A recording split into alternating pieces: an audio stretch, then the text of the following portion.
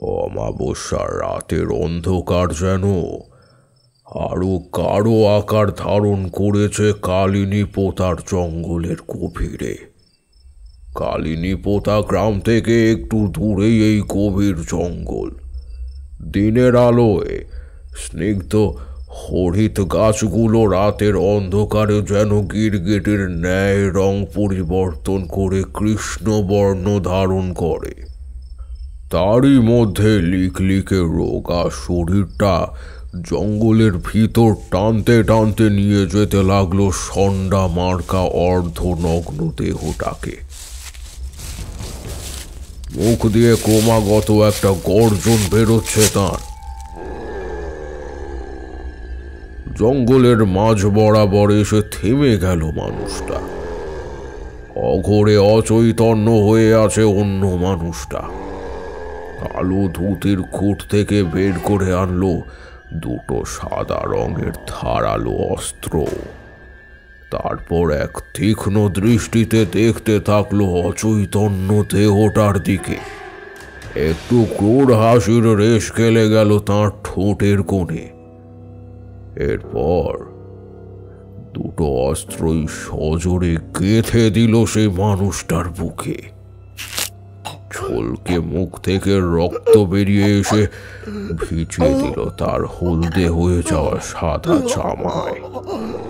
তারপর তীব্র ঘৃণায় তার বুকের ওপর বসে তাকে বারবার সে অস্ত্র দিয়ে আঘাত করতে থাকে। সে সমগ্র বুক পেট ছিন্ন ভিন্ন হয়ে যায় তার। নিজের খুব শান্ত হলে পরে সে উঠে দাঁড়ালো তার ওপর থেকে। রক্তে ভেসে যাচ্ছে দেহ সংলগ্ন মাটিটা। একটা তীব্র মেঘের গর্জনে সে আকাশের দিকে মুখ তুলে চাইল। দু এক ফোঁটা ছোট ছোট জলকণা তার মুখের ওপর এসে পড়ল। এরপর ছিঁড়ে ছিঁড়ে বৃষ্টিতে ধুয়ে যেতে লাগলো রক্তের স্রোত। মানুষটা একবার মুখের ওপর হাত বুলিয়ে নিয়ে জ্বলন্ত চোখে দেখলো সামনের নিথর হয়ে পড়ে থাকা দেহটার দিকে। তারপর সেই অস্ত্র দুটো সজোরে তার বুকের ওপর গেঁথে দিয়ে উল্টো দিকে হাঁটা দিল সেই মানুষটা। বৃষ্টির জলকে সঙ্গী করে সে একটা মিহি শীষ দিতে দিতে মৃদু পায়ে হাঁটতে লাগলো। আমি হঠাৎ করেই তার সামনে উপস্থিত হলাম। নমস্কার, আমরা থ্রিল স্টুডিও। আমাদের আজকের গল্প অর্ণব ঘোষের কলমে তারানাথ তান্ত্রিক ও প্রতিশোধের কামড়। গল্প পাঠে রয়েছে শুভম, শুভ, দেবস্মিতা এবং আমি অপূর্ব। তারানাথের ভূমিকায় রয়েছে প্রীতম। পোস্টার ডিজাইনে রয়েছে কৃষ্ণেন্দু মণ্ডল। গল্পটি মন দিয়ে শুনুন। তবে হ্যাঁ, আমাদের চ্যানেলটিকে সাবস্ক্রাইব না করে থাকলে অবশ্যই করবেন। তাহলে আর বেশি দেরি না করে চলুন শুরু করা যাক। মঠলেনে আমি আর কিশোরী আজকে সকাল থেকে এসেই হাজিরা দিয়েছি। তারানাথ এই নিয়ে আজকে 4 নম্বর পাশিংশ জ্বালিয়ে এক রাস ধোঁয়া ছাড়ল। কিশোরী এদিক ওদিক ঘুরে দেখছিল তারানাথের ঘরে। তার ঘরে আমাদের অবাধ বিচরণ করার অধিকার রয়েছে। সকাল গড়িয়ে বিকেল হতে চলল, তবুও বাইরে ঝমঝমিয়ে বৃষ্টি পড়েই চলেছে। আর ঘরের ভিতরে একটা ছোট্ট রেডিওতে দ্বিতীয় বিশ্বযুদ্ধে জাপানের অসহায় আত্মসমর্পণ এবং নেতাজির অকস্মাৎ মৃত্যু সংবাদ চলছে। তারানাথ একবার বলে উঠল, হ্যাঁ, এই করেই দুনিয়াটা শেষ হয়ে যাবে। কবে যে এসব বন্ধ হবে কে জানে। যুদ্ধই তো এখন দরকার ঠাকুরমশাই। একদল মানুষ যে পৈশাচিক মণিবৃত্তের স্বাদ পেয়ে পুরো দুনিয়াটাকে কায়েম করতে চাইছে, তাদের বিরুদ্ধে তো যুদ্ধই দরকার। কি বলো কিশোরী? কিশোরী কোনো উত্তর দিচ্ছে না দেখে আমি পিছন ফিরে দেখলাম সে একটা দেওয়ালের তাকের উপর দৃষ্টি রেখে কি যেন দেখছে। কি দেখছে সেটা বোঝা যাচ্ছে না। আমি আবার তাকে ডাকলাম, আরে ও কিশোরী, অত মনোযোগ দিয়ে কি দেখছো? কিশোরী তাকের ওপর থেকে হাতে ধরা দুটো জিনিস এনে আমাদের সামনে রেখে প্রশ্ন করল, এটা কি ঠাকুরমশাই? এই জিনিস তো আগে দেখিনি।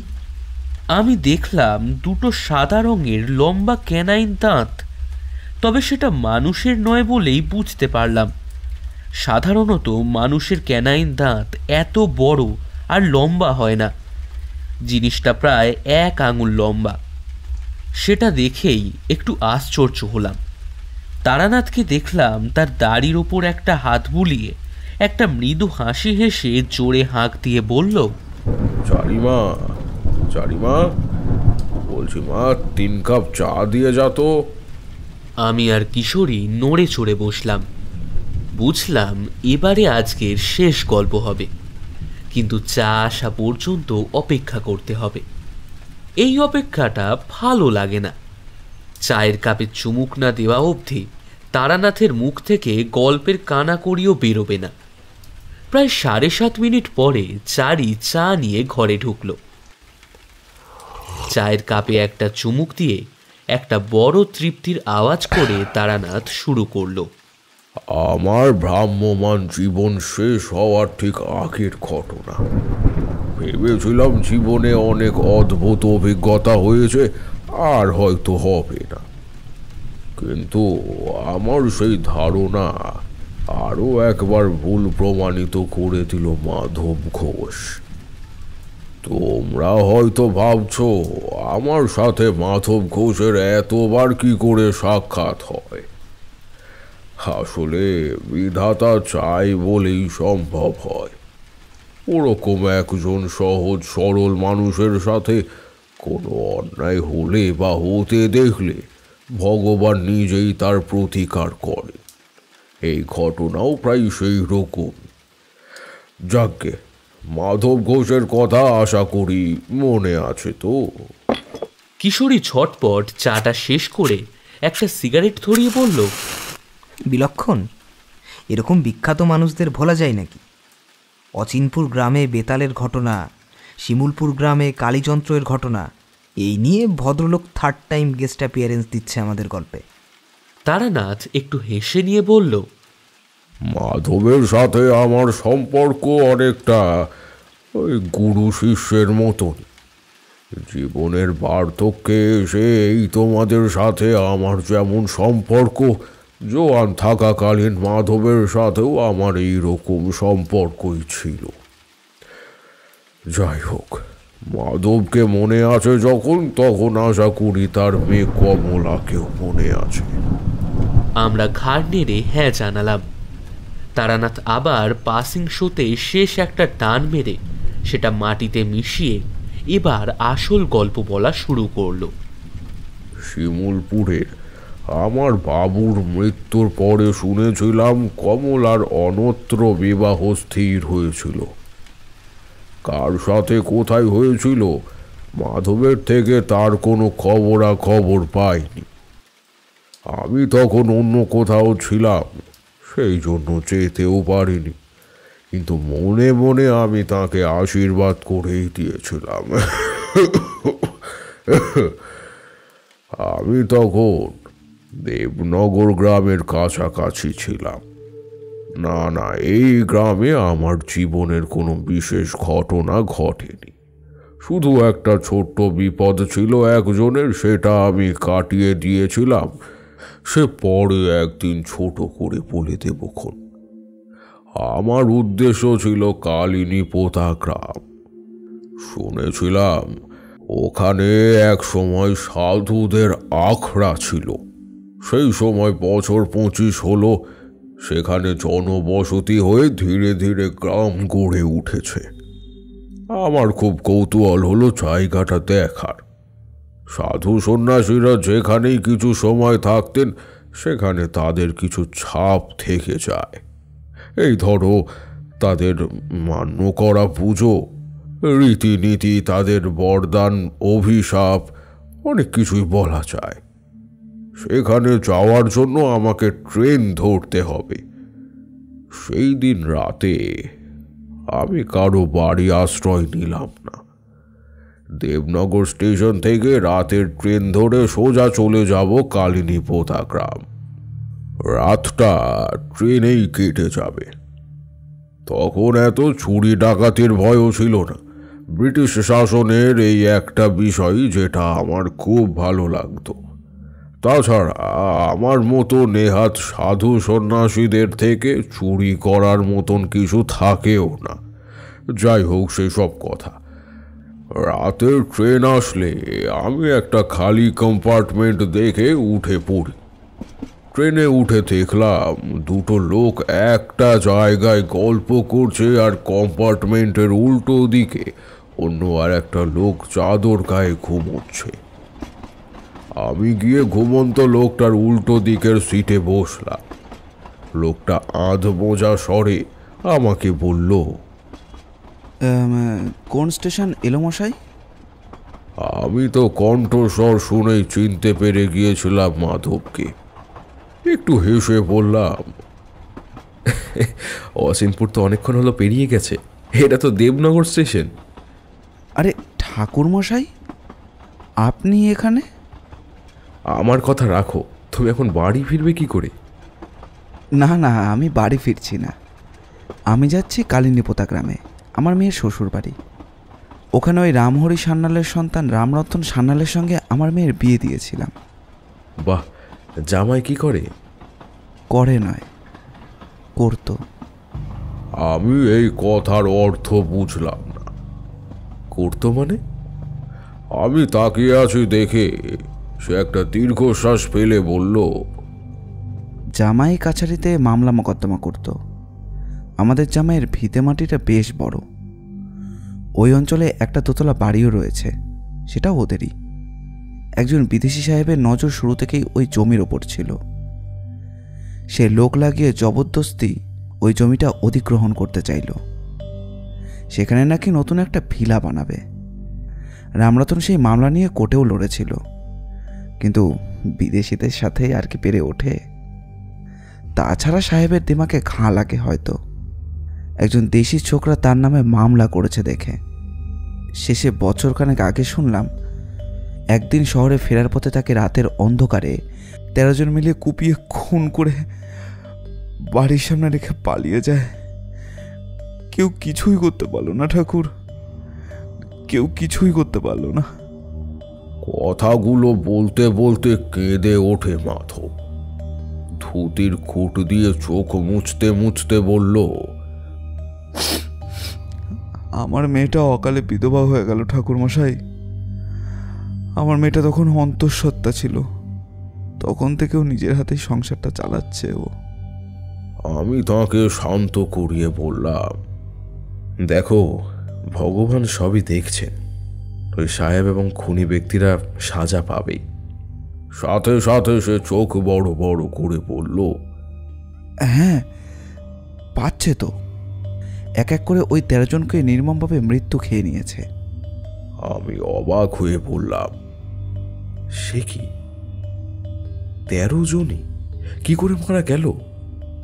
সেটা জানতেই তো যাচ্ছি।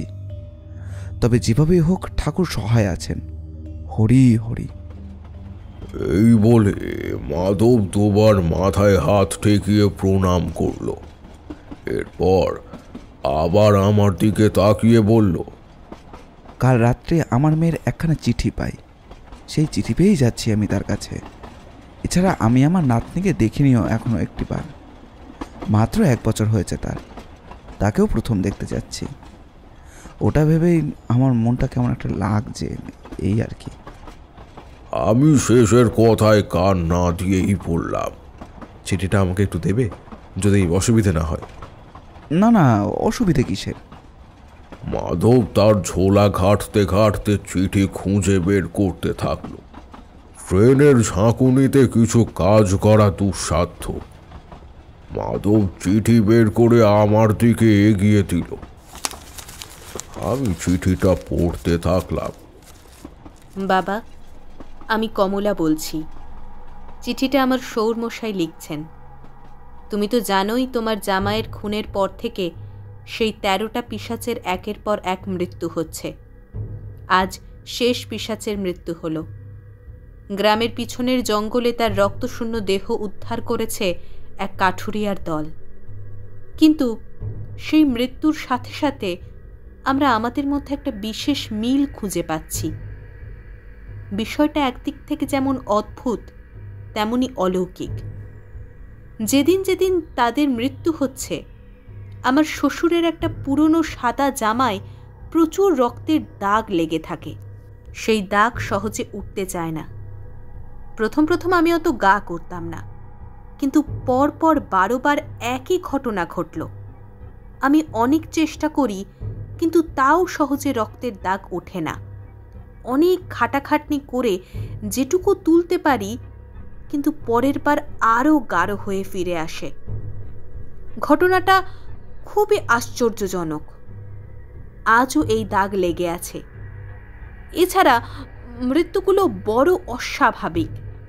শুধু বুকের দুপাশে দুটো গভীর ক্ষত থাকে, আর সারা দেহে অন্য কোনো আঘাতের চিহ্ন থাকে না। শরীরে রক্তের লেশ মাত্র থাকে না। আমার কেন জানি মনে হচ্ছে কেউ আমাদের বোঝাতে চাইছে যে আমাদের অলক্ষ্যে সে আমাদের ন্যায় দান করছে, তোমার জামাইয়ের মৃত্যুর প্রতিশোধ নিচ্ছে। তুমি কাল একবার এসো। আমার সৌরমশাইয়ের শরীরটা আজ বেশ কিছুদিন হলো বেশ দুর্বল। তুমি আসলে আমরা একটু মনোবল পাব। বাকি কথা তুমি এলেই না হয় বলবো। ইতি, তোমার আদরের কন্যা কমলা। চিঠিটা পড়ে আমি একটু খটকা বোধ করলাম। শরীরে রক্তের লেশ থাকে না, কিন্তু বুকে দুটো ক্ষত। তাহলে কি কেউ রক্ত টেনে নিচ্ছে? আর পুরনো জামাতেই বা রক্ত লেগে থাকার কারণ কি? আমি মাধবকে চিঠি ফেরত দিয়ে বললাম, ঠিক আছে, যাও, দেখো কি করতে পারো। সে প্রায় আমার হাত 2 হাত দিয়ে চেপে ধরে বলল, সে কি ঠাকুর, যখন আপনার সাথে দেখা হয়েই গেল তখন আপনাকে আমি আর যেতে দেবো না ঠাকুর। আমার মেয়েকে এই বিপদ থেকে উদ্ধার করতে আমাকে সাহায্য করুন দয়া করে। আমি আপনাকে ডেকে পাঠাতাম, কিন্তু তার আগেই কখন যেন দেখা হয়ে গেল। আমার মেয়েটার মঙ্গল হবে ঠাকুর, ও তো আপনারও মেয়ে। এই বলে সে প্রায় আমার পা ধরতে গেল। আমি তাকে ধরে বসলাম। আমার তখন কেন জানি মনে হলো আমার যাওয়া উচিত। একটা বিধবা মেয়ে তার বাবার কাছে তার সাথে ঘটতে থাকা অলৌকিক ঘটনার কথার সুরাহা করার আর্জি জানিয়েছে। আর বিশেষ করে সেই মেয়ের বাবাই যখন আমার এত বড় ভক্ত, তখন আমারও যাওয়া উচিত। আমি সিদ্ধান্ত নিলাম, আমি যাব। আমি মাধবকে আশ্বস্ত করে বললাম, তুমি চিন্তা করো না, আমি যাব। তবে এতে ভয় পাওয়ার কিছু নেই। তোমার মেয়ে কোনো বিপদে আছে বলে মনে হয় না। আপনি সত্যি বলছেন? অনেক ভরসা পেলাম ঠাকুর। কাল সকাল হয়ে যাবে কালিনী পোতা পৌঁছতে পৌঁছতে। তুমি একটু ঘুমিয়ে নাও। আমিও পথে হেঁটে ক্লান্ত, আমি একটু নিদ্রা দেব। হ্যাঁ হ্যাঁ, নিশ্চয়ই নিশ্চয়ই। এই বলে সে আবার আগের মতন চাদর গায়ে শুয়ে পড়ল। আমি দেখলাম মাধব এখন নিশ্চিন্তে ঘুমোচ্ছে। কতখানি ভরসা করে সে আমার কথার উপর। হয়তো তারই বিশ্বাসের জোরেই যখনই সে উৎকণ্ঠায় পড়ে, তখনই অজান্তে হোক বা ঈশ্বরের কৃপায় সে আমার সান্নিধ্য লাভ করেছে। মা কমলার কথায় আমি দুটো বিষয় নিয়ে খটকাই ছিলাম। এক, দেহের ভিতর রক্ত শূন্যতা, আর 2, জামায় রক্তের দাগ সহজে না ওঠা। খালি মনে হতে লাগলো দুটোই একে অন্যের পরিপূরক। বাইরে জানালা দিয়ে রাতের তারা ভরা আকাশ আর ঠান্ডা বাতাস, দুয়ের স্বাদ নিতে নিতে আমারও বেশ ঘুম পেল। পরের দিন ভোরের আলো জালনা দিয়ে আমার মুখে পড়তেই আমার ঘুম ভাঙল। আমি তাড়াতাড়ি মাধবকে ডেকে তুললাম। সময় বলছে একটু পরেই কালিনী পোতা স্টেশন আসবে। আমি আর মাধব জানালা দিয়ে ভোরের সূর্যোদয়ের সাথে সাথে এক অপূর্ব প্রাকৃতিক দৃশ্য অনুভব করলাম। পাখিদের সুমধুকর কলতান আর রক্তিম সূর্যের ছটা যেন আকাশের মধ্যে এক ছবি সৃষ্টি করেছে। দেখতে দেখতে আমাদের স্টেশন এসে গেল। আমরা দুজনেই নেমে পড়লাম। ছোট্ট একটা স্টেশন, এত সকালে কোনো লোকজন না থাকাটাই স্বাভাবিক। একজন চা দোকানি দেখলাম তার দোকানের সামনে পরিষ্কার করছে। তার মানে চা হতে কিন্তু এখনো দেরি হবে। আমি মাধবকে বললাম, চা নয়, তোমার জামাইয়ের বাড়ি গিয়েই না হয় খাওয়া যাক। মা কমলার হাতের চা আর রান্না বহুদিন খাইনি। মাধব একটু হেসে বলল, নিশ্চয়ই ঠাকুর, চলুন। এত সকালে গরুর গাড়ি তো পাবেন না, হেঁটেই যেতে হবে। আপনার কোনো অসুবিধে নেই তো? আমি তাঁর কাঁধে হাত রেখে বললাম, যে জীবনের বেশিরভাগ সময়টা হেঁটেই কাটিয়ে দিল, তাকে হাঁটতে অসুবিধে হবে কিনা জিজ্ঞেস করছো? চলো। অগত্যা স্টেশন থেকে নেমে আমি আর মাধব মাটির রাস্তা ধরেই হাঁটতে শুরু করলাম। ভোরবেলায় গ্রামের রাস্তা দিয়ে হাঁটলে শরীর মন দুই সতেজ আর প্রাণবন্ত থাকে। রাস্তা দিয়ে হাঁটতে হাঁটতে বেশ কয়েকজনকে গাড়ু হাতে যেতে দেখলাম। ইংরেজরা এত চেষ্টা করেও এদেশের এই অভ্যেস এখনো পর্যন্ত বদলাতে পারেনি। কতক্ষণ হেঁটেছি জানি না। দেখলাম আমরা একটা দোতলা কিন্তু ছোট বাড়িতে এসেছি। বেশ সুন্দর বাড়িটা। সামনে উঠোন মতো করা, সেখানে দুপাশে বাগান আর মাঝখানে সরু রাস্তা। আমি আর মাধব সেই রাস্তা ধরে দরজা অবধি গেলাম। দরজা ধাক্কা দিতেই মাধব ডেকে উঠল, মা কমলা, দরজা খোল মা, এ দেখ আমি এসে গেছি। বেশ কিছুক্ষণ পরে বাড়ির দরজা খুলল। আমি দেখলাম সেই ছোট্ট কমলা আজ কত বড় হয়ে গিয়েছে। সে প্রথমটাই আমাকে খেয়াল করেনি। বাবাকে দেখেই তাকে প্রণাম করে জড়িয়ে ধরে। তারপর মাধব তাকে বলে, এই দেখ কে এসেছেন, চিনতে পারছিস? মা কমলা মাথা নিচু করে মাথায় ঘোমটা টেনে আমাকে প্রণাম করে। তার অঙ্গভঙ্গি বুঝিয়ে দিল সে চিনতে পেরেছে। আমি খুবই কষ্ট পেলাম এই দেখে যে এত অল্প বয়সী মেয়ে কিন্তু বিধবা। সাদা শাড়িতে কমলাকে একেবারে অমলিন লাগছিল। আমি তবুও তার মাথায় হাত রেখে আশীর্বাদ করে বললাম, সুখী হও মা, সুখী হও। রাস্তায় তোমার বাবার সাথে দেখা হয়ে গেল বলে সেই আমাকে নিয়ে এলো। তোমায় অসুবিধাই ফেলিনি তো? কমলা সলজ্জে বলল, সে কি কথা বাবা? আপনি আমার বাবার গুরু, আমাদের শুভাকাঙ্ক্ষী। আপনার পায়ের ধুলো এই বাড়িতে পড়েছে, এই অনেক। আসুন, ভিতরে আসুন। আমরা তিনজনেই ভিতরে ঢুকলাম। সত্যিই বেশ সুন্দর বাড়িটা। ছোট কিন্তু বেশ যত্ন করে গোছানো। দরজা বন্ধ করতেই আমি সবার আগে কমলাকে বললাম, মা, আগে তোমার শ্বশুর মশাইয়ের সাথে একবার দেখা করাও। আমাদের উপস্থিতি ওনার জানা উচিত। মাধবের কথা তো উনি জানেনি। আমার কথাটাই মূলত বলতে হবে। বাবা মশাইয়ের শরীরটা ভালো নেই, তিনি উপরে শুয়ে আছেন। আপনি আসুন। আমি আর মাধব এরপর সিঁড়ি বেয়ে ওপরে উঠতে লাগলাম। ওপরে উঠতেই আমি আর মাধব দেখলাম একজন বৃদ্ধ ব্যক্তি শুয়ে রয়েছেন খাটের ওপর। মাধবকে দেখতেই তিনি বললেন, আসুন আসুন, কোনো অসুবিধা হয়নি তো? মাধব ওনার সামনে বসে বলল, না না, আবার অসুবিধে কি? আপনি এখন ঠিক আছেন? শুনলাম আপনার শরীরটা নাকি ভালো নেই। আমি বুঝলাম উনি রামহরি সান্যাল। তিনি মাধবের প্রশ্নের উত্তর দেওয়ার আগে আমার দিকে তাকিয়ে বললেন, ইনি কে? ইনি এক কথায় আমাদের রক্ষাকর্তা, আমার গুরু। যার কথা বিমলার সময় আপনাকে আমি বলেছিলাম। ইনিই সেই বিখ্যাত। আমি মাঝপথে থামিয়ে বললাম, নমস্কার, আমি তারানাথ চক্রবর্তী। বিখ্যাত নয়, তবে সামান্য একজন ভ্রাম্যমান তান্ত্রিক এবং মাধবের শুভাকাঙ্ক্ষী। তিনি বড় বড় চোখ করে প্রায় ওঠার চেষ্টা করে বললেন, আপনিই সেই তারানাথ তান্ত্রিক? আপনার নাম আমি অনেক শুনেছি মাধবের কাছে। মা কমলা, ওনাকে বসতে দাও। কমলা একটা ছোট্ট টুল দিয়ে এসে আমাকে বসতে দিল। আমি ওনাকে জিজ্ঞাসা করলাম, আমি বিনা আমন্ত্রণে আসার জন্য প্রথমেই ক্ষমা প্রার্থী। আপনাদের বেশি অসুবিধে করব না।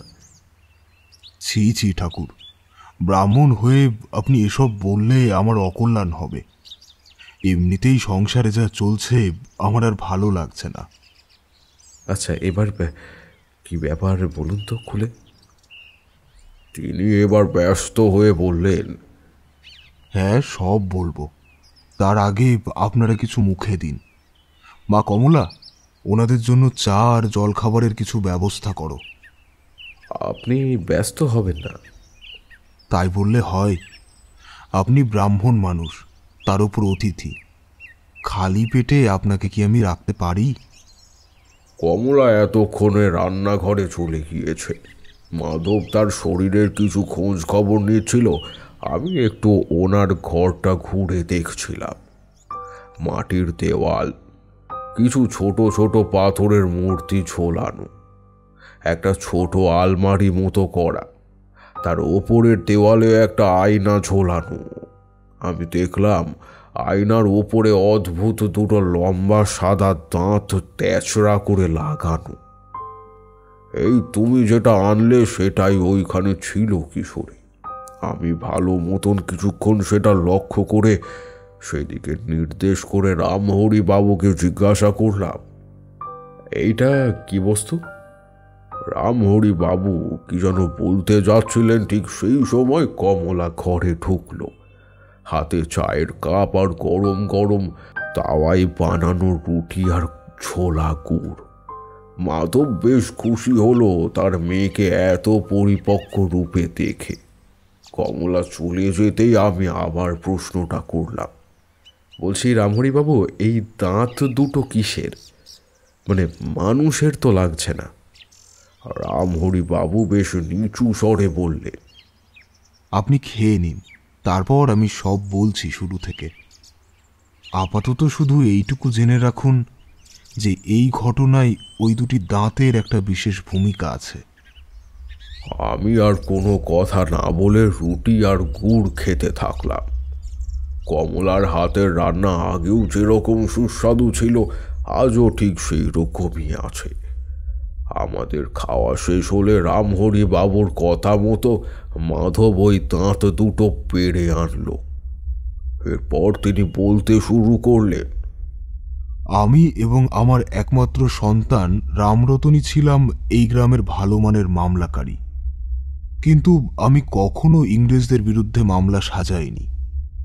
যে বিষয়ে সম্পূর্ণ পরাজয় নিশ্চিত জানি, সেখানে রামহরি সান্যাল নিজের সময় আর অর্থ কোনোটাই খরচ করে না।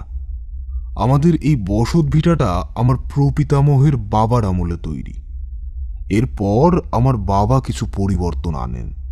সামনের ওই বাগানটা ওনারই বানানো। বছরখানেক আগে ব্রিটিশ সাহেব জন লো এই গ্রামে নতুন বদলি হয়ে এসেছেন, সুপার অফিসার ইনচার্জ হয়ে। তারপর থেকেই যত বিপত্তি। ওনার নাম শুনেই মাধব বলে উঠল, ইনি কি সেই যিনি এর আগের বার রতনপুর গ্রামের একটা বাড়ি নিয়ে ঝামেলা হওয়ায় পুরো বাড়িটা আগুনে জ্বালিয়ে দিয়েছিলেন? খুব নোংরা মনের একটা লোক। হ্যাঁ, উনি। ওনাকে আপনি করে ডাকতে আমার ঘেন্না হয়। উনি আসার পর থেকেই আমাদের এই ভিটে মাটি থেকে উৎখাত করার চেষ্টা করতে থাকেন। বলেন উনি নাকি এখানে একটা নতুন ভিলা বানাবেন। এই নিয়ে আমার ছেলে ওনার নামে একটা মানহানির মামলা এবং জোর জবরদস্তি ভিটে মাটি থেকে উৎখাত করার চেষ্টার মামলায় মোটামুটি তাকে ফাঁসালো। কয়েক সপ্তাহ ধরে সেই কেস চলল। তারপর ভোজবাজির মতো কোথায় যেন উবে গেল কেসটা। অথচ এই কেস ফাইল এখনো খোলা। আমি সেই দিনই বুঝে গিয়েছিলাম ভেতর থেকে যা হওয়ার তা হয়েই গেছে। আর এরপর থেকেই শুরু হয় আমাদের পরিবারের কালো দিন। দিনের পর দিন জুলুমবাজি হতে থাকলো। কতগুলো তাগড়ায় লোক রোজ এসে শাসিয়ে যেত আমাদের। ওরা এই গায়ের লোক নয়, ওদের মনে হয় ভাড়া করে এনেছিল। আমি আমার ছেলেকে বলেছিলাম, ওরে চল আমরা অন্য কোথাও গিয়ে বাড়ি করে থাকি, বাড়িতে মেয়ে মানুষ আছে, রোজ রোজ এত ঝামেলার মধ্যে আর ভালো লাগে না। কিন্তু ওর গরম রক্ত আত্মসমর্পণ করল না। আর সেটাই হলো আমি যার ভয় পাচ্ছিলাম। একদিন সন্ধ্যায় আমি এই ঘরের সামনে দরজা খুলে বসে আছি। দেখলাম কতগুলো লোক চ্যাংদোলা করে এসে ওকে আমাদের ওই বাগানটার সামনে ফেলে চলে গেল। আমি কাছে গিয়ে দেখলাম অনেকগুলো ছুরির আঘাত তার দেহটাকে ছিন্ন বিচ্ছিন্ন করে দিয়েছে। সারা রাত আমি ওই বাগানের বাইরে ওর দেহটাকে জড়িয়ে ধরে বসেছিলাম। ঠাকুর, কথাগুলো বলতে বলতে কেঁদে ওঠেন রামহরি বাবু। আমি তার মনের অবস্থা বুঝতে পারলাম। চোখের সামনে নিজের সন্তানের মৃত্যু হতে দেখার চেষ্টা আর কষ্টের কিছু হয় না কোনো বাবার কাছে। কিন্তু এইটুকু আমি মাধবের কথা থেকেই বুঝেছিলাম। আমার আসল উদ্দেশ্য ছিল ওই দাঁত দুটোর কি সম্পর্ক এই ঘটনার সাথে। ভদ্রলোক হয়তো সেই কথা বুঝতে পেরেই আবার বলা শুরু করলেন। এবার আসি দাঁত প্রসঙ্গে। রামরতনের অন্তিম সংস্কার করে আমরা সেদিন বাড়িতে নিশ্চুপ হয়ে বসে আছি। আমি দালানে পাথরের মতো বসেছিলাম। মা কমলা নিজের দুঃখ নিজের মনে চেপে রেখে পেট থাকা অবস্থাতেও খাবার করছিল। হঠাৎ দেখি আমাদের বাগানের মাঝে সরু একটা পথ দিয়ে একটা লোক হেঁটে আসছে। লোকটা লম্বা চওড়া, লম্বা দাড়ি গোঁফ, লম্বা চুল, গায়ে কালো পোশাক, এই অবিকল ঠাকুর মশাইয়ের মতো দেখতে। সে আমাদের বাড়িতে এসেই বলল, একটু রাতটা থাকার মতো আশ্রয় হবে? আমি মনে মনে ভাবলাম, সংসার যা খারাপ চলছে, একটু সাধু সেবা করলে হয়তো ভালো সময় আসবে। আমি তাকে ধরে ঘরের ভেতরে নিয়ে গেলাম। কমলা তার জন্য পা ধোয়ার জল এনে দিল। কমলার শ্বেতবস্ত্র দেখেই সে জিজ্ঞাসা করল, কি ব্যাপার? এতটুকু মেয়ে, একই অন্তঃসত্ত্বা, আবার বিধবা? কমলা এই প্রশ্ন সহ্য করতে না পেরে কোনো মতে ঘরের ভেতরে ঢুকে গেল। আমি ঠাকুরমশাইকে বসিয়ে আমার সব ঘটনা বললাম। সে সব শুনে কিছুক্ষণ চুপ করে রইল। তারপর হঠাৎ উঠে দাঁড়িয়ে বলল, বাড়িতে বাসি মাছ আছে? আমি ভাবলাম ঠাকুর হয়তো বুঝতে পেরেছে বাড়িতে মাছের কথা, আর নিজের খাবারের চিন্তাই এই কথা বলল। তাই আমি বললাম, আগে হ্যাঁ বাবা আছে, কিন্তু ও আমরা আলাদা করে রান্না করি। আপনার জন্য সম্পূর্ণ পরিশুদ্ধ নিরামিষ খাদ্যই দেওয়া হবে। না, আমাকে ওই দোতলার ঘরে আজ রাতটা থাকার ব্যবস্থা করে দাও। আর কিছু শুকনো চাল আর বাঁশি কাঁচা মাছ আমাকে উপরে দিয়ে আসবে। আর খেয়াল রাখবে মাছ থেকে যেন গন্ধ বেরোয়। তার এই কথায় আমি আর কিছুই বুঝতে পারলাম না। তবু তার ইচ্ছে মতো আমি তাকে দোতলার ওই ঘরটা পরিষ্কার করে দিলাম। সে রাতে কিছুই খেল না। আমি তার জন্য এক কৌটো চাল আর একটা গন্ধওয়ালা মাছ দিয়ে এলাম উপরের ঘরে। সে সেই দুটো নিয়ে ঘরের দরজা বন্ধ করে দিল।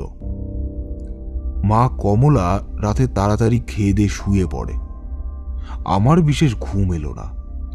আমি বাইরের দালানে বসেই পা ছড়িয়ে আমার ছেলের কথা ভাবছিলাম। রাতে ঠান্ডা ঠান্ডা হাওয়া দিচ্ছিল। সেই পুরনো দিনের স্মৃতিচারণ করতে করতে কখন যে ঘুমিয়ে পড়েছি সে খেয়াল আর নেই। ঘুম ভাঙল সাধু বাবার হাতের স্পর্শে। সে আমার দিকে তাকিয়ে একটা রহস্যময় হাসি দিয়ে বলল, ওঠ ওঠ, তোর সব সমস্যা দূর হয়ে যাবে আজ থেকে। আমি তাড়াতাড়ি উঠে হাত জোর করে তার সামনে দাঁড়ালাম। সে আমার মাথায় হাত রেখে বলল, আর কোনো ভয় নেই, তোর সেবায় আমি তুষ্ট। মা তোর মঙ্গল করুক। আমি আসলাম। আপনি বিশ্বাস করবেন না ঠাকুর, ভোরের আলো স্পষ্ট দেখলাম সেই বাগান দিয়েই সাধু বাবা কোথায় যেন মিলিয়ে গেল। আমি তো অবাক হয়ে স্থানুর মতো দাঁড়িয়ে আছি। সে মিলিয়ে যেতেই আমি ওপরের ঘরের দরজাটা খুলে দেখি একদম পরিপাটি করে সাজানো, সব ঠিকঠাক করে রাখা, শুধু দেয়ালে এই দুটো দাঁত আটকিয়ে রাখা আছে। তখন দাঁত দুটো সম্পূর্ণ সাদা ছিল, কিন্তু এই যেদিন থেকে ওই পিচাসগুলোর মরণ হচ্ছে সেদিন থেকেই লক্ষ্য করছি আমার একটা পুরনো সাদা জামাতে রক্তে লাল রং রেগে থাকে, আর ওই দাঁত দুটোও সাদা থেকে লাল হয়ে যায়। বড় অদ্ভুত ঘটনা ঘটছে। একদিকে ভালোই হচ্ছে যে আমাদের পরিবারের দিকে সেই সাহেব আর চোখ তুলে তাকায়নি, বরং উল্টে ভয় পেয়ে গেছে। কিন্তু আমি এই লাল রঙের জামা আর দাঁতের মাঝে কেমন যেন যাতা করে পিষে পিষে মরছি। রামহরি বাবু তার পাশে রাখা ঘটি থেকে ঢক ঢক করে এক ঘটি জল খেয়ে একটু জিরিয়ে নিয়ে আবার বললেন, কোনো বিষয় যতই আপনার জন্য ন্যায় বিচার করুক ঠাকুর, সেটা যদি অলৌকিক হয় এবং আপনার বিচার বুদ্ধির বাইরে হয়, আর আপনি যদি তার সাথে জড়িত থাকেন, তাহলে সেটা আপনাকে উল্টে কুড়ে কুড়ে খায়, যেটা আমার এখন হচ্ছে। আমি এই অপার্থিব আশ্চর্যের থেকে নিজেকে মুক্ত করতে চাই। আমি মা কমলাকে নিয়ে অন্যত্র চলে যাব, তাও ভালো। রামহরি বাবু নিজের মাথা ধরে শেষ কথাগুলো বললেন। বুঝতেই পারলাম তিনি মানসিকভাবে বেশ বিধ্বস্ত হয়ে রয়েছেন। আমি ওনাকে শান্ত করিয়ে বললাম, আপনি ঘাবড়াবেন না, আজকের রাতটা আমাকে এই ঘরে থাকতে দিন, আমি তাহলে সব বুঝে যাব, আর এর একটা প্রতিকারও আমি হয়তো করতে পারবো। তিনি প্রায় বড় বড় চোখ করে বললেন, আপনি সত্যি বলছেন? আপনি পারবেন? তাহলে আপনাকে রাতে এক ঘরেই থাকার ব্যবস্থা করে দিচ্ছি। রামহরি বাবু একটু স্বস্তির নিঃশ্বাস ফেললেন। কথাবার্তা শেষ হলে আমরা নিচে কমলার ঘরে চলে আসি। সেখানে তার ছোট্ট ফুটফুটে বাচ্চা মেয়েটা ঘুমোচ্ছিল।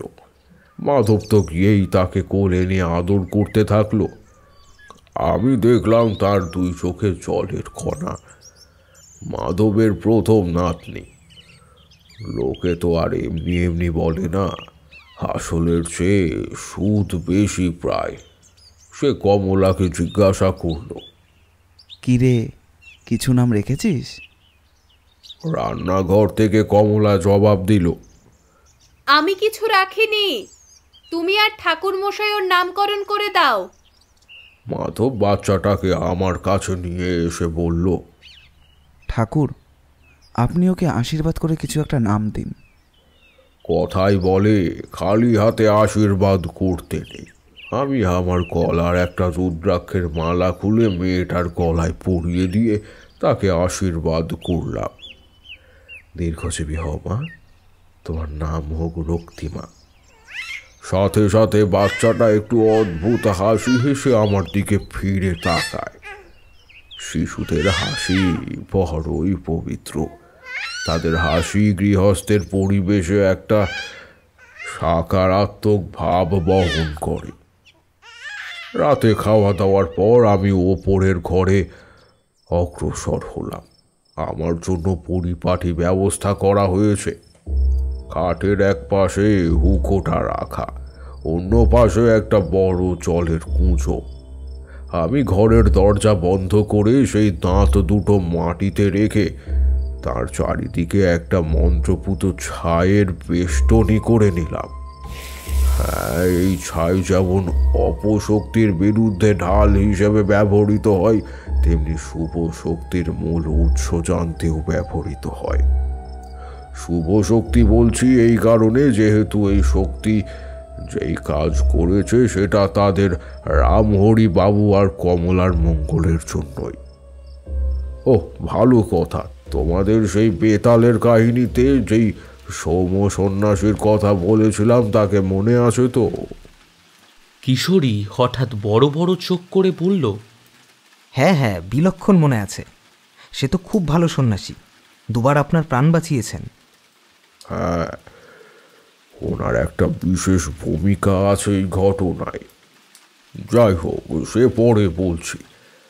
তো আমি তো সেই বেষ্টনী করে তার মাঝখানে বসে সেই দাঁত দুটোর প্রতি মনোসংযোগ করলাম।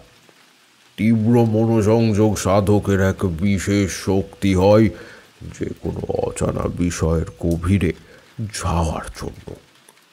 এরপর আমি আমার ঝোলা থেকে একটা ছুরি বার করে আমার বৃদ্ধাঙ্গুল থেকে অল্প রক্ত বের করে সেই দাঁতের মাঝখানে ফেললাম। কিছুক্ষণ পরেই দেখলাম সাদা দাঁত দুটো সেই রক্তটা যেন ভিতরে শুষে নিল। আমি এই দেখেই বুঝলাম এই কার কাজ। মনে মনে আমি তাকে প্রণাম জানালাম, কিন্তু যার কাজ তাকে কার্য সিদ্ধির জন্যই গৃহস্থের কারোর একটা সাহায্য দরকার। তার দেহের ভিতর নিজের অধিষ্ঠান প্রয়োজন হয়, যাকে বলা হয় মাধ্যম। সেই মাধ্যম এই হত্যাকাণ্ড চালাচ্ছে। এখন সেই মাধ্যমটিকে, সেটা আমার জানাটা দরকার। আমি সব আগের মতন গুছিয়ে রেখে ওই ঘরের খাটে ঘুমিয়ে থাকার ভান করলাম। ও ভালো কথা, একটা জিনিস খেয়াল রাখতে হবে, এই মাধ্যম যখন মাধ্যম হিসেবে কাজ করে তখন কিন্তু সে তার নিজের অধীনে থাকে না, সে চলে যায় দেবীর অধীনে। আমি বেশ অবাক হলাম। এতক্ষণ আমি কোনো দেবীর কথা ভাবছিলাম না, ভাবছিলাম কোনো বিশেষ প্রক্রিয়ার কথা, যেটা হয়তো সেই আগন্তুক সন্ন্যাসী করেছেন। আমি তাই মাঝপথে থামিয়ে প্রশ্ন করলাম, দেবী? কোন দেবী? দেবী রত্নদন্তিকা। এই দুই দাঁত দেবীর নিজের দাঁত। পুরাণ মতে বৈপ্রচিত্ত নামক এক অসুর স্বর্গরাজ্য দখলের জন্য দেবতাদের বারবার আক্রমণ করত এবং সর্বশেষে তারা সক্ষম হতো এবং সমগ্র ব্রহ্মাণ্ড কাঁপিয়ে তোলে। তখন দেবতারা দেবী দুর্গার শরণাপন্ন হন। দেবী দুর্গা তখন রূপ ধারণ করেন দেবী রত্নদন্তিকার। তিনি বৈপ্রচিত্ত অসুর এবং তার 13 সন্তানকে হত্যা করে তাদের রক্তপান করে রক্ত শূন্য করে দেন। দেবীর বিশাল আকার দাঁত দিয়ে বুকের মাঝের থেকে রক্ত টেনে থাকেন। এরপর থেকেই কোনো বিষয় আশয় বলে পূর্বক বা ইচ্ছের বিরুদ্ধে অধিগ্রহণ এর চেষ্টা চললে দেবী রত্নদন্তিকার প্রয়োগ করা হয়, তবে সেক্ষেত্রে ফল হয় মারাত্মক। অধিগ্রহণকারীর মতন অনিবার্য। যখনই এই রক্তদন্তিকার অধিষ্ঠান করানো হয় তখনই তার কার্যসিদ্ধির জন্য একটা মাধ্যম প্রয়োগ হয়, আর এই দুই দাঁত হয় তাঁর অস্ত্র। আর যেই সন্ন্যাসী কমলার বাড়িতে এই কাজ করেছিলেন তিনি সেই আমার দেখা সৌম্য সন্ন্যাসী, যিনি আমাকে বেতালের বিপদ সম্পর্কে আগাম সতর্ক করেছিলেন। এইবারে বোঝা গেল আর মাঝখানে থামব না। আমি লজ্জা ভরে মাথা নিচু করে বললাম, না না ঠাকুরমশাই, মাফ করবেন, আপনি বলুন। তারানাথ আবার বলা শুরু করলো, যাকে যেটা বলছিলাম, আমি তো ঘাপটি মেরে ঘরের দরজা খুলে রেখেই ঘুমানোর ভান করছি, কারণ মাধ্যমের সেই দাঁত দুটো তার প্রয়োজন। আমি জানি যারা রামরতনকে হত্যা করেছে তাদের সবার মৃত্যু হয়েছে, কিন্তু এখনো এই ঘটনার আসল উদ্যোক্তার কোনো সুরাহা হয়নি। হ্যাঁ, সেই সাহেব জানল, আর আমার মন বলছে আজ রাতেই তাঁর হেস্ত নেস্ত হবে। ধীরে ধীরে রাত গভীর হলো। জালনা দিয়ে ঠান্ডা হাওয়া আসছে, ঝিঝি পোকার সুরেলা সুর আমার কানে আসছে। আজ অমাবস্যা, নিরেট অন্ধকারের চাদরে বাইরেটা ঢাকা। কত রাত হয়েছে আমি জানি না। হঠাৎ দেখলাম আমার ঘরের দরজা খুলে গেল। আমি অল্প চোখ খোলা রেখে দেখলাম নিঃশব্দে একটা ছায়া মূর্তি এসে দেওয়াল থেকে দাঁত দুটো খুলে নিল। মানুষটার পরনে ধুতি আর জামা, আর মুখ একটা কালো রঙের চাদর দিয়ে ঢাকা। এরপর সে আবার আগের মতন চুপিসারে দরজা বন্ধ করে চলে গেল। সে বেরিয়ে যেতেই আমি উঠে অন্ধকারে তার পিছু নিলাম। অমাবস্যার রাতের অন্ধকার যেন আরো গাঢ় আকার ধারণ করেছে কালিনীপোতার জঙ্গলের গভীরে। কালিনীপোতা গ্রাম থেকে একটু দূরেই এই গভীর জঙ্গল। দিনের আলোয় স্নিগ্ধ হরিত গাছগুলো রাতের অন্ধকারে যেন গিরগিটির ন্যায় রং পরিবর্তন করে কৃষ্ণবর্ণ ধারণ করে। তারই মধ্যে লিকলিকে রোগা শরীরটা জঙ্গলের ভিতর টানতে টানতে নিয়ে যেতে লাগলো সন্ডা মার্কা অর্ধনগ্ন দেহটাকে।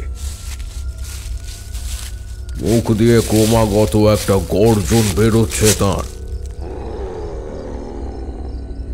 জঙ্গলের মাঝ বরাবর এসে থেমে গেল মানুষটা। অঘোরে অচৈতন্য হয়ে আছে অন্য মানুষটা। কালো ধুতির খুঁট থেকে বের করে আনলো দুটো সাদা রঙের ধারালো অস্ত্র। তারপর এক তীক্ষ্ণ দৃষ্টিতে দেখতে থাকলো অচৈতন্য দেহটার দিকে। একটু ক্রূর হাসির রেশ খেলে গেল তার ঠোঁটের কোণে। এরপর দুটো অস্ত্রই সজোরে গেঁথে দিল সেই মানুষটার বুকে। ঝলকে মুখ থেকে রক্ত বেরিয়ে এসে ভিজিয়ে দিল তার হলদে হয়ে যাওয়া সাদা জামায়। তারপর তীব্র ঘৃণায় তার বুকের ওপর বসে তাকে বারবার সে অস্ত্র দিয়ে আঘাত করতে থাকে। সে সমগ্র বুক পেট ছিন্ন ভিন্ন হয়ে যায় তার। নিজের খুব শান্ত হলে পরে সে উঠে দাঁড়ালো তার ওপর থেকে। রক্তে ভেসে যাচ্ছে দেহ সংলগ্ন মাটিটা। একটা তীব্র মেঘের গর্জনে সে আকাশের দিকে মুখ তুলে চাইল। দু এক ফোঁটা ছোট ছোট জলকণা তার মুখের ওপর এসে পড়ল। এরপর ছিঁড়ে ছিঁড়ে বৃষ্টিতে ধুয়ে যেতে লাগলো রক্তের স্রোত। মানুষটা একবার মুখের ওপর হাত বুলিয়ে নিয়ে চলন্ত চোখে দেখলো সামনের নিথর হয়ে পড়ে থাকা দেহটার দিকে। তারপর সেই অস্ত্র দুটো সজোরে তার বুকের ওপর গেঁথে দিয়ে উল্টো দিকে হাঁটা দিল সেই মানুষটা। বৃষ্টির জলকে সঙ্গী করে সে একটা মিহি শীষ দিতে দিতে মৃদু পায়ে হাঁটতে লাগলো। আমি হঠাৎ করেই তার সামনে উপস্থিত হলাম, আর আমি তাকে দেখেই সম্পূর্ণ অপ্রস্তুত হয়ে পড়লাম। আমি তার পোশাক দেখে ভেবেছিলাম সে হয়তো রামহরি বাবু, কিন্তু না, সে মাধবের মেয়ে কমলা। তারই পরনে কালো ধুতি এবং রক্তে ভেজা রামহরি বাবুর পুরনো একটা সাদা জামা। আমি নিজেকে সামলে নিয়ে শান্ত কণ্ঠে প্রশ্ন করলাম, এখানে এত রাতে কি করছো কমলা? সে অদ্ভুতভাবে আমার দিকে তাকিয়ে বলল, কে কমলা? আমার নাম রক্তদন্তিকা। আপনি কে? এই অসময়ে রাত বিরেতে কি করছেন? বাড়ি যাও কমলা, রাতে আর বাইরে ঘুরো না। আশা করি তোমার কাজ মিটে গিয়েছে। নিশ্চয়ই ঠাকুর। এই বলে সে আবার শীষ দিতে দিতে তার বাড়ির দিকে রওনা দিল। আমি এক দৃষ্টিতে তার দিকে তাকিয়ে থাকলাম। আমি দেখলাম বৃষ্টি আর অন্ধকার যেন কমলাকে নিজের মধ্যে মিশিয়ে নিল। পরের দিন সকালে উঠতেই আমি আগে দেখলাম দেওয়ালে আয়নার ওপর আগের মতন সেই দাঁত দুটো আটকানো রয়েছে, তবে সেই দুটো আর সাদা নেই, রক্তিম বর্ণের হয়ে গিয়েছে। বাইরে থেকে একটা হাঁক ডাক শুনতে পেয়ে বাইরে এসে দেখলাম একদল কাঠুরিয়া জঙ্গল থেকে সাহেবের রক্তশূন্য অর্ধনগ্ন দেহটা কাঁধে করে বয়ে নিয়ে যাচ্ছে। তার বুকের দুই পাশে দুটো গর্ত, সেখানে অল্প চাপ চাপ রক্ত জমাট বেঁধে রয়েছে। রামহরি বাবু দৌড়ে এসে আমাকে দেখালেন তার সেই পুরনো জামায় আবার রক্তের দাগ লেগে রয়েছে। তিনি প্রায় হন্তদন্ত হয়ে হাঁপাতে হাঁপাতে বললেন, দেখুন ঠাকুর, আবার আবার সেই একই জিনিস, সাহেবের মৃত্যু আর আমার জামায় রক্ত, ওপরে দাঁত দুটোও নিশ্চয়ই। আমি হালকা হেসে ওনাকে শান্ত করে বললাম, আর চিন্তা নেই আপনার রামহরি বাবু, আপনার বাড়িতে দেবী রক্তদন্তিকার আশীর্বাদ ছিল, তার জোরেই আজ আপনার ভিটে মাটি রক্ষা পেল আর আপনার সন্তানের খুনিরা শাস্তি পেল। পারলে একবার দেবীকে পুজো দেবেন, আর হ্যাঁ, একবার কমলাকে দোতলায় পাঠিয়ে দেবেন, ওকে কিছু বলে যেতে চাই। রামহরি বাবু কি বুঝলেন আমি জানি না। আমি ওপরে গিয়ে রওনা দেওয়ার প্রস্তুতি নিচ্ছিলাম, এমন সময় কমলার আগমন ঘটল। সে দরজায় দাঁড়িয়ে বলল, আসতে পারি ঠাকুর? হ্যাঁ, ভিতরে এসো। সে ভিতরে ঢুকতে আমি তাকে বসতে বললাম, তারপর বললাম, রাতে ঘুম হয়? হ্যাঁ, ভালোই হয়। আমার সামনে নাটক করে লাভ নেই কমলা। সন্ন্যাসী তোমাদের বাড়িতে দেবী রক্তদন্তিকার প্রতিষ্ঠান করে তোমাকে মাধ্যম হিসাবে গণ্য করেছেন। তার একমাত্র কারণ তোমার ভিতর সাধিকা হওয়ার সমস্ত গুণ বর্তমান। লোচন কাপালিকও সেই কথাই বলেছিল। তাই মাধ্যম হতে উপযুক্ত মানুষ তুমিই হবে, কিন্তু তুমি মাধ্যম হওয়ার সময় পুরোপুরিভাবে নিজের সজ্ঞানে থেকো। নিজের স্বামীর মৃত্যুর প্রতিশোধ শেষমেশ নিয়ে নিলে তো? কমলা আমতা আমতা করে বলল, আমি কিছুই বুঝছি না।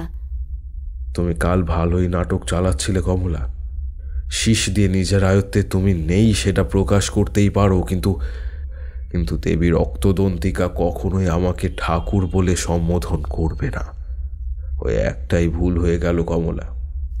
কমলা মাথা নিচু করেই রইল। আমি তার মাথায় হাত রেখে বললাম, দেবীর সাহায্য নিয়ে ছদ্মবেশে তুমি তোমার স্বামীকে ন্যায় বিচার দিয়েছ। তোমার কাজ সম্পন্ন হয়েছে, আমি কাউকে কিছু জানাচ্ছি না। তোমার শ্বশুর মশাই বড় উত্তেজিত হয়ে রয়েছেন এই ঘটনায়। ওনাকে শান্ত রেখো, আর এখন থেকে নিজের সন্তানের খেয়াল রেখো, কেমন? কমলা আমার দুই পা ধরে প্রণাম করে বলল, ধন্যবাদ ঠাকুর। আসলে প্রথম রাতে আমি একটু অচৈতন্য ছিলাম, কিন্তু আস্তে আস্তে বুঝতে পারছিলাম। একবার মনে হয়েছিল আমি ভুল করছি, কিন্তু পর মুহূর্তে আমার স্বামীর অসমাপ্ত কাজটা আমি শেষ করলাম। ঠিক আছে, ঠিক আছে, আর কোনো চিন্তা নেই, মনে কোনো দ্বিধা রেখো না, আমি আসছি। আর হ্যাঁ, এই দাঁত দুটো আশা করি তোমার আর কাজে লাগবে না, তাই আমি নিয়ে গেলেও ক্ষতি নেই। চেষ্টা করো নিজেকে যতদূর সম্ভব সংযত রাখার, বুঝতে পেরেছ? কমলা মাথা নিচু করে ঘাড় নেড়ে বুঝিয়ে দিল আমি নিয়ে যেতে পারি। মাধব তখনও ওঠেনি ঘুম থেকে, সে তার নাতনির পাশে অঘরে ঘুমোচ্ছে। আমি দুজনকেই মনে মনে আশীর্বাদ করে রওনা নিলাম অন্যত্র। রামহরি আর কমলা এর পরে আর কোনো ঘটনার সম্মুখীন হয়নি। তারানাথ গল্প শেষ করতেই আমি দেখলাম রাত অনেক গভীর হয়েছে। কিশোরী একটা দাঁত হাতে নিয়ে বলল, একটা কথা বলছি ঠাকুরমশাই, ভুল হলে ধরিয়ে দেবেন। তাহলে এই দাঁত দুটো যখনই লাল হবে আপনি বুঝবেন যে আবার তাহলে ওদের বাড়ি দখলের চেষ্টা কেউ করছে, আর তার জন্য কমলা পুনরায় দেবী রক্তদন্তিকা হয়ে তাদের হত্যা করছে। আপনি এই জন্যই দাঁত দুটো এনেছেন, তাই না? কারণ হত্যার সময় আরও দুটো দাঁত যে কারণেই হোক কমলার কাছে পৌঁছে যাবেই। দেবী সেই ব্যবস্থা করে দেবেন, আর কাজ শেষে দেবীর এই দাঁতের ওপরে তার লালচে রঙের প্রতিক্রিয়া পড়বে। কি তাই তো? তারানাথ একটা সূক্ষ্ম হাসি হেসে বুঝিয়ে দিল কিশোরী ঠিকই বলছে। সে সেই জন্যই দাঁত চোরা এনেছে। আমি কৌতূহল বশত জিজ্ঞেস করলাম, আচ্ছা, আজ অবধি একবারও আর এই দাঁত লাল হয়েছে? তারানাথ কথাটা শেষ করতে পারলেন না। সাথে সাথে সামনে রাখা সেই দাঁত দুটো ঈষৎ লালচে রঙের হয়ে উঠল। আমি চোখ বড় বড় করে তারানাথের দিকে তাকাতেই দেখলাম একটা সূক্ষ্ম হাসি তারানাথের মুখে খেলে গেল। গল্পটি ভালো লাগলে অবশ্যই লাইক করবেন এবং কীরকম লাগলো সেটি কমেন্ট করে জানাবেন। আমরা আপনাদের মধ্যে থেকে একটি কমেন্ট পিন করে দেব। এই রকম গোয়েন্দা গল্প ও অ্যাডভেঞ্চার গল্প আমরা প্রায়ই নিয়ে আসি। আমাদের চ্যানেলটি ঘুরেও আসতে পারেন। আমাদের চ্যানেলটিকে সাবস্ক্রাইব করে আমাদের পাশে থাকবেন। এখন আপনাদের কাছে একটি অনুরোধ, যারা যারা আমাদের হোয়াটসঅ্যাপ চ্যানেলের সঙ্গে যুক্ত হননি তাদেরকে অনুরোধ করব যুক্ত হতে। সেখানে আমরা নতুন গল্পের আপডেট দিয়ে থাকি, ফলে আপনাদের কোনো গল্পের নোটিফিকেশান মিস হবে না এবং সেখানে আপনাদের প্রাইভেসির ওপরেও লক্ষ্য রাখা হয়েছে। আপনাদের ভালোবাসা একান্ত কাম্য। ধন্যবাদ।